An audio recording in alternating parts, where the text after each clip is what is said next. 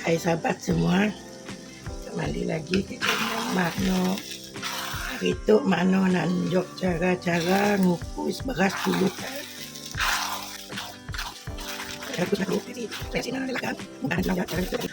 Mak ada sekilo beras pulut.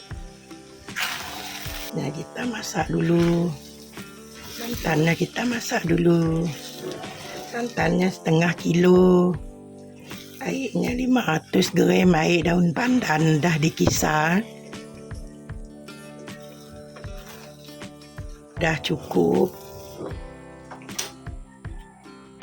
Oke sahabat, Mak dah siapkan daun pisang untuk kita kukus pulut. Sahabat, itu adalah beras pulut yang dah dimasak tadi ya.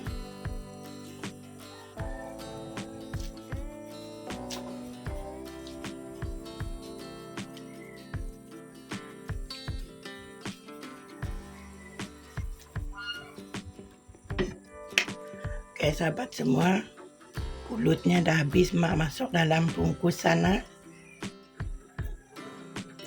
Oke sahabat semua, jangan lupa tekan like and subscribe. Oke, kita tutup.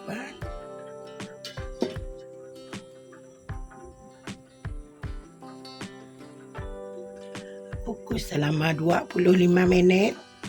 Oke sahabat semua, dah 10 menit kita balik.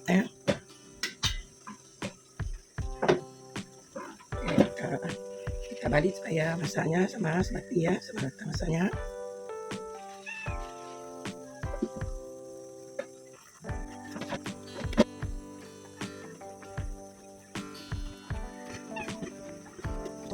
Kita buka sahabat, dah 5 menit, 25 menit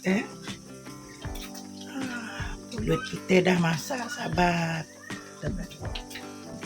Alhamdulillah, itulah hasilan beras pulut dikukus dengan daun pisang. Oke lah sahabat, jangan lupa di komen dan di share.